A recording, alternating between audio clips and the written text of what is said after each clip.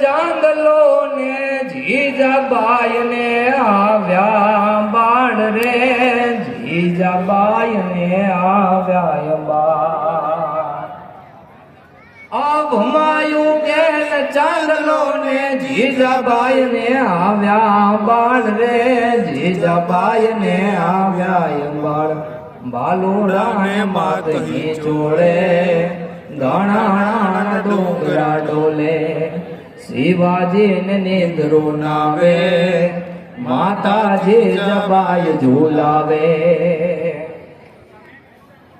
હજી આ ભમાયું ગેલ ચાંદલો ને જીજાબાઈ ને આવ્યો બાળ. આ ભમાયું ગેલ ચાંદલો ને જીજાબાઈ ને આવ્યા બાળ રે, જીજાબાઈ ને આવ્યા બાળ. બાલોડા ને માતહી ચોળે નાણા ડોંગરા ડોલે, શિવાજી ને નિંદરો નાવે, માતાજી જબાઈ ઝુલાવે. પણ આવા ઇતિહાસ ક્યારે લખાણા? હજારો વર્ષો પહેલા કહેવાય કે કવિઓ હળવે હળવે હાલતા હાલતા કોઈ ગામમાં અંદર એન્ટ્રી કરે, એક આગમન કવિઓનું થાય. કવિને એમ થાય કે આ બધું આપણે લખવું કઈ રીતે? ઇતિહાસ તો લખવો ને, સાહિત્યની રચના તો કરવી ને. એટલે હજારો વર્ષો પહેલા કહેવાય કે કવિઓ હાલતા હાલતા ગામના પાદરે નીકળ્યા, ગામના પાદરે પહોંચ્યા. એવામાં ગામના પાદરે એક પાળીઓ જોઈ ગયા અને ત્યારે કવિને એમ થયું કે આ પાળીઓ અહીંયા, આવડું મોટું ગામ કે પાળીઓ અહીંયા શું કરે છે? ત્યારે કવિ અને પાળિયા વચ્ચે જે વાતચીત થાય છે એ કઈક આવી વાતચીત હતી. શું કહે છે કવિ? કે જી આજ પૂછું તને પાળિયા રે, તારા દલડા કેરી વાત. આજ પૂછું તને પાળિયા રે, તારા દલડા કેરી વાત રે, તારા રુદિયા કેરી વાત. પાદરે તું કેમ ખોડાણો, સિંદૂરે તું કેમ રંગાણો, પાદરે તું કેમ ખોડાણો, સિંદૂરે તું કેમ રંગાણો. અને અત્યારે એ કહેવાય પાળીઓ જવાબ આપે, સાહેબ સાંભળજો શું કહે છે એ પાળીઓ. અરે કવિ, જ્યારે ગામની માથે આફત આવે, યુદ્ધનું ધીંગાણું જામ્યું હોય, બુંગીઓ ઢોલ વાગતો હોય, ત્યારે કહેવાય કોઈ બહેનનો ભાઈ તો કોઈ માનો એકનો એક દીકરો, કોઈ પત્નીનો પતિ એકનો એક લડવા જાય એને ખબર પડે કે બુંગીઓ ઢોલ વાગ્યા, હાથમાં તલવાર બખ્તર લઈ ઢાલ લઈ. એવામાં તો કહેવાય ગામનું વેર વિખેર થઈ ગયું હોય, પણ એના પહેલા હું અહીંથી તલવાર લઈને નીકળી પડું. એટલા માટે પાળીઓ શું જવાબ આપે? કે જીવાર ચઢી જે દી ગામની માથે ને બુંગિયા વાગ્યા એ ઢોલ. વાર ચડી જે દી ગામની માથે ને બુંગિયા વાગ્યા એ ઢોલ રે, જે દી બુંગિયા વાગ્યા એ ઢોલ. હવની પહેલા હાવજો થાવા, તેથી અમે અહીં ખોડાણા. હવની પહેલા હાવજો થાવા, તેથી અમે અહીં ખોડાણા. પણ કવિ પૂછે કે અહીં ખોડાવાનું તારું કારણ તો મેં ચલો માની લીધું, સમજી ગયો, પણ આ સિંદૂરે રંગાવાનું કારણ શું? આવા વારંવાર પ્રશ્નો જ્યારે કવિ પૂછતા ત્યારે પાળીઓ સાહેબ પ્રશ્નોના જવાબ આપીને થાકે છે. ત્યારે પાળીઓ શું કહે કે જી વાત વધુ મને પૂછ માને, કવિ કરવા દે વિશ્રામ. વાત વધુ માને પૂછ માને, કવિ કરવા દે વિશ્રામ રે, કવિ કરવા દે વિશ્રામ. શેથાના સિંદૂર ભૂષાણા, તેથી અમે અહીં ખોડાણા.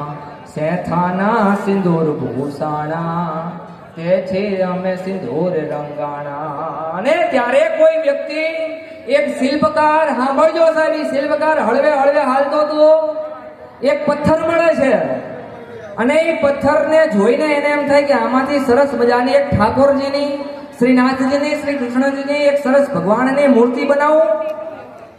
અને એ મૂર્તિ બનાવવા માટે થઈને હથોડું ટાંકણું હાથમાં લઈએ અને કહેવાય પેલો ઘાવ મારવા જાય ત્યારે પેલો ઘાવ મારવા જાય ત્યારે પથ્થર બોલી ઉઠે, હે માનવી તું આ શું કરે છે? એ માનવી તું આ મારામાંથી શું કરે છે? મને શા માટે મારે છે? આ થોડા ટાંકણાથી તું મારી શું હાલત કરે છે? અને ત્યારે એ પથ્થર જે બોલે ઉઠે છે ને એ પછી સામે જવાબ આપે એ માનવી કે હે પથ્થર, તારામાંથી હું શ્રીનાથજીની મૂર્તિ બનાવીશ અને તને મોટા એવા મંદિરમાં સ્થાન મળશે, તારી પૂજા અર્ચના થશે, તને ફૂલહાર ચડશે, તને પ્રસાદ ચડશે, ફળાહાર ચડશે, ભોગ ચડશે, તને લાખો હજારો કરોડો લોકો દર્શનાર્થે આવશે અને તારું કહેવાય કે બહુ ઊંચું મૂલ્ય સ્થાન હશે તારું. હે તો કે હા, પણ કે મારે ભગવાનની મૂર્તિ નથી થવું, મારે શ્રીનાથ નથી થવું. તો કે તારે થવું છે શું? અને જ્યારે પથ્થર બોલે પણ એને શું થવું છે કે જીદ હળદ હિંગાણે જેના દડદ હિંગાણે જેના માથડામાં હાણે એનો પાળીઓ થઈને રે પૂજાવું રે ઘડવૈયા મારે ઠાકોરજી નથી થાવું, હે ઘડવૈયા મારે ઠાકોરજી નથી થાવું. દડ ધીંગાણે જેના માથડામાં હાણે એનો પાળીઓ થઈને રે પૂજાવું રે ઘડવૈયા મારે ઠાકોરજી નથી થાવું, ઘડવૈયા મારે ઠાકોરજી નથી થાવું. ઓમ હવન કે ઓલા જગન જાપથી મારે નથી રે ઘેરાવું. ઓમ હવન કે ઓલા જગન જાપથી મારે નથી રે ઘેરાવું. બેટડે બાપના મોઢાનો ભાયડા એવા, બેટડે બાપના મોઢાનો ભાયડા એવા કુણા કુણા હાથે રે રંગાવો રે ઘડવૈયા મારે ઠાકોરજી નથી થાવું, ઘડવૈયા મારે ઠાકોરજી નથી થાવું. અને આમાં ક્યાં વાત મોજ છે, અમારા મિત્રો અહીં ઉપસ્થિત છે, લગભગ 4 વર્ષ પછી અત્યારે મારી સામે અચાનક આવે છે. વાહ! એમાંય અમારે આ કાળી ટોપીવાળા ભાઈ આર્મીમાં સિલેક્શન થયું છે ને આર્મીની ટ્રેનિંગમાં જઈ રહ્યા છે, એમના માટે એકવાર જોરદાર તાળીઓ વગાડજો બધાએ. આ કંઈ બનાવવાની વાત નથી, અચાનક જ મારી આ સામે આવીને બેસી ગયા છે ત્યાં. અને અંત તરફ લઈ જાઓ. મજા આવે છે ને ભાઈ? બધાને મજા આવે તો જ કહેજો, નહીતર પછી અંત તરફ વાળી